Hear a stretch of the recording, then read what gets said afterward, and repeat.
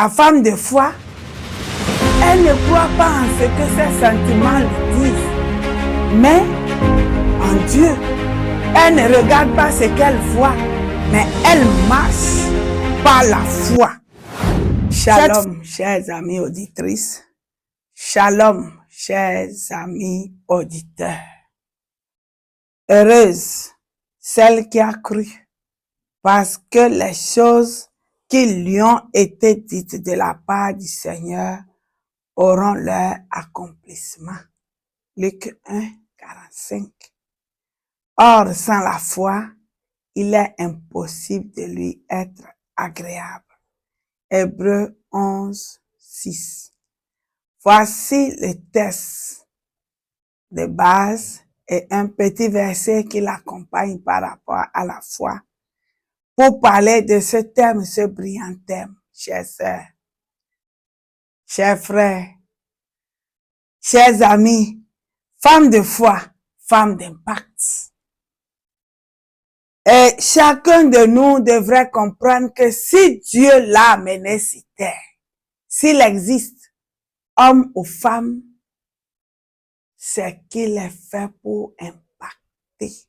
Je voudrais spécifier ici les femmes et faire comprendre à chacune d'elles qu'elles sont le moteur de la société, de leur famille, de leur foyer et même de leur service. Et nous devons comprendre la foi par ce tout petit verset Hébreux 11, que c'est une ferme assurance des choses qu'on espère, une démonstration de celles qu'on ne voit pas. Et quand vous suivez très bien le verset, vous allez comprendre que de ce verset nous sort une décomposition très exacte de cette définition, une ferme assurance, qui nous amène à comprendre qu'il y a une conviction intérieure inébranlable. Des choses qu'on espère, il s'agit là d'attentes fondées sur des promesses de Dieu. Et troisièmement, une démonstration de celle qu'on ne voit pas. C'est ça la foi. Elle rend réel et tangible les choses invisibles. Chers sœurs, pendant que quelqu'un ne voit pas, ne croit pas, ne sait pas, toi tu vois quelque chose qui n'existe pas, mais que les gens verront plus tard. C'est ça la foi. C'est ça même la foi. Frères et sœurs, la foi biblique, c'est croire en Dieu, croire en sa parole, espérer qu'on voit quelque chose qui n'est pas encore. C'est ça la foi. Dieu est là. Il a dit quoi? Je vois quoi que les autres ne voient pas encore. C'est d'évancer l'existence de quelque chose. C'est ça la foi. D'évancer la réussite. Et parler de la réussite. Dire j'ai un enfant alors qu'on attend. Déclarer j'ai la victoire pendant le combat. Ah, j'ai réussi pendant qu'elle n'est pas encore là. C'est ça la foi. Les femmes de la foi dans la Bible ont marqué l'histoire. C'est quelques femmes nous allons mentionner. Regardez Sarah. C'est par la foi que Sarah elle-même, malgré son âge avancé, fut rendue capable d'avoir une postérité. Parce qu'elle crut à la fidélité de celui qui avait fait la promesse de Dieu. Sarah a cru. Elle était âgée, mais elle a cru que celui qui avait promis d'elle qu'elle soit une mère était fidèle. Si nous comprenons que Dieu est fidèle, nous nous accrochons par la foi. Elle a douté au début, c'est vrai, mais elle a fini par croire. Ça veut dire quoi? Que même si nous avons été faibles hier, même si nous sommes tombés, même si parfois on tient compte du passé, ah, j'ai péché. Dieu t'a relevé déjà. Ça, c'est le diable qui crie que tu as péché, tu as fait telle chose, tu ne mérites plus. La foi vient appuyer la voix de l'ennemi qui te rappelle ton passé. Même si tu as été faible, Dieu te donne la force pour croire. Chers frères et sœurs, nous devons comprendre que malgré le passé, malgré notre âge, malgré nos faiblesses, parfois on dit je ne peux pas. Je suis malade. Je suis faible. Je ne supporte pas. Je suis ceci, je suis cela. Au-delà de tout notre raisonnement, la foi vient voir ce qui n'est pas encore. Regardez la mère de Moïse, Jochebed, cette femme dans Hébreux 11, 23. Par la foi, les parents de Moïse le cachèrent pendant 3 mois. Une mère, c'est celle qui impacte par la foi. Regardez. Sa foi a protégé, elle a discerné et elle a agi avec sagesse.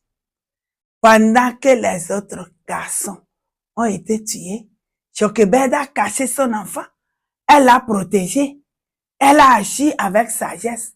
Et cet enfant a été éduqué dans de très bonnes conditions pour accomplir la volonté de Dieu pour sa vie. La leçon, c'est que nous devons comprendre que la femme de foi agit avec courage pour préserver ce que Dieu lui a confié. Femme, qu'est-ce que Dieu t'a confié?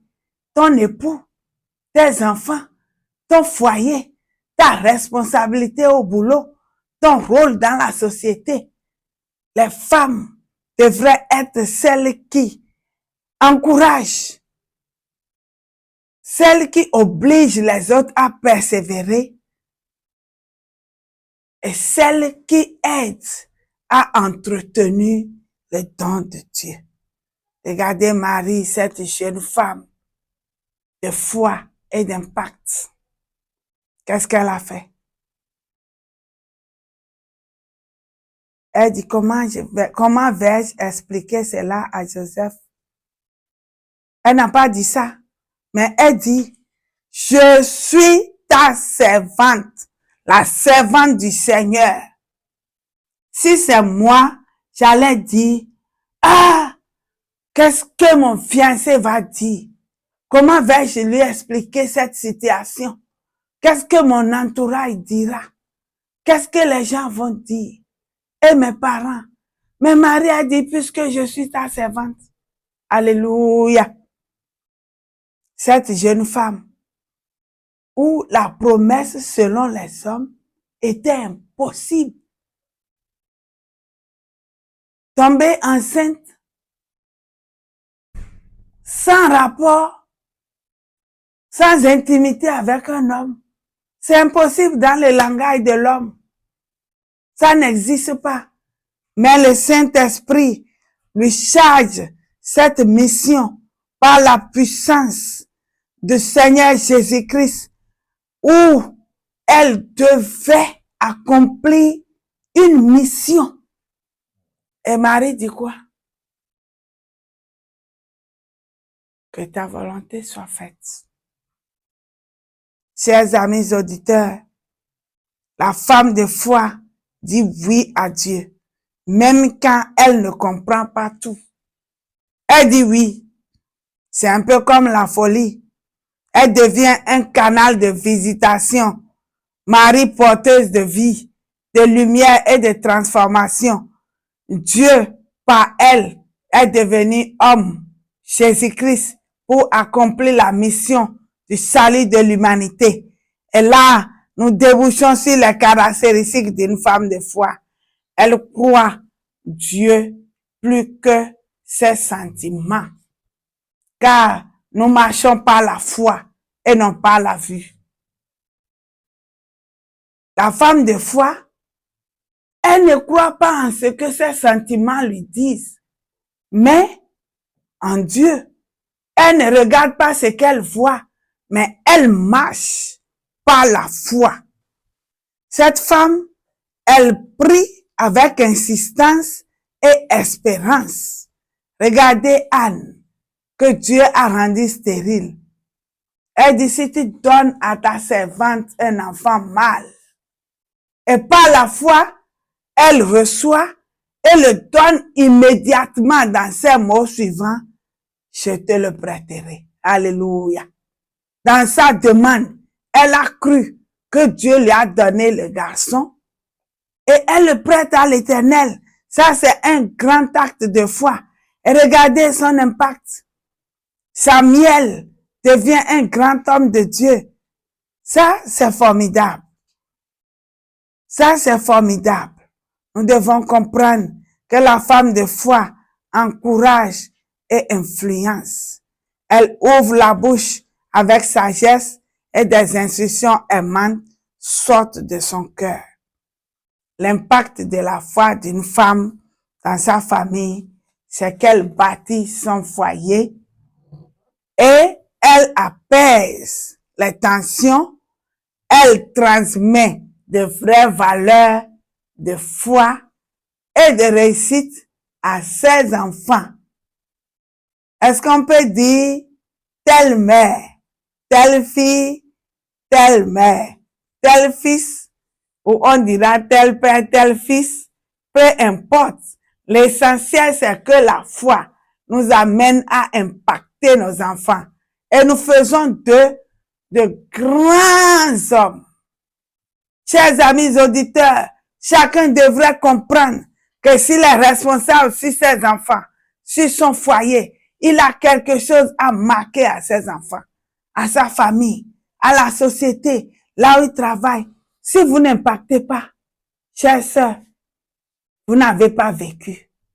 Si vous impactez, quel que soit le lieu où vous êtes, caché quelque part, c'est votre prière qui a impacté. Gloire à Dieu. C'est votre prière qui a impacté plutôt. Gloire à Dieu. Si c'est votre travail, vos paroles et quelque chose d'autre qui impacte, que Dieu soit loué. Vous avez, chers sœurs, à impacter votre foyer, votre famille, impacter dans l'église, impacter tous ceux qui vous ont vu, soutenir l'œuvre avec zèle, que votre regard impacte un frère, que votre sourire impacte quelqu'un qui est triste et que votre détermination ôte la paresse de quelqu'un qui ne veut pas travailler.